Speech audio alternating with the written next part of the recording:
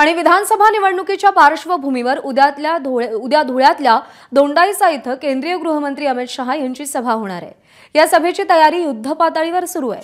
सिंदखेडा विधानसभा मतदारसंघाचे महायुतीचे उमेदवार जयकुमार रावल आणि जिल्ह्यातील सर्वच महायुतीच्या उमेदवारांसाठी ही सभा होईल, याचा आढावा घेतलाय धनंजय दीक्षित यांनी।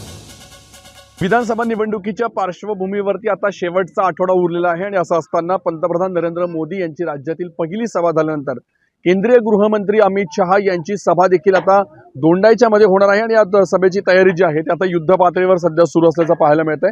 केंद्रीय गृहमंत्री अमित शहा यांची उद्याला सभा होणार आहे आणि या सभेच्या तयारीला आता वेग आलेला आहे। आपण बघू शकतोय की या ठिकाणी मंडप उभारण्याचं काम जे आहे ते या ठिकाणी आता सध्या युद्ध पातळीवरती सुरू आहे आणि केंद्रीय गृहमंत्री अमित शहा हे या ठिकाणी येतील। सिंदखेडा विधानसभा मतदारसंघाचे उमेदवार जयकुमार रावल असतील, त्यासोबतच शिरपूर विधानसभा मतदारसंघाचे उमेदवार काशीराम पावरा असतील, त्यासोबतच साक्री विधानसभा मतदारसंघाच्या महायुतीचे उमेदवार असतील, अशा विविध उमेदवारांसाठी एकत्रितपणे या ठिकाणी अमित शहा यांची सभा होणार आहे। आणि या सगळ्या सभेच्या पार्श्वभूमीवरती भाजपचे पदाधिकारी आता आपल्या सोबत आहेत, आपण त्यांच्याशी या निमित्तानं संवाद साधणार आहोत। काय सांगाल, अमित शहा यांची सभा होते, कशा पद्धतीचं नियोजन आहे? देशाचे दुसरे पौलादी पुरुष केंद्रीय गृहमंत्री अमित शहा यांचं आगमन दोंडाईच्या शहरात उद्या होत आहे। त्या निमित्ताने पूर्ण धुळे जिल्ह्यात नव्हे तर नंदुरबार जिल्ह्यात उत्तर महाराष्ट्रात संपूर्ण उत्साह संचारला आहे।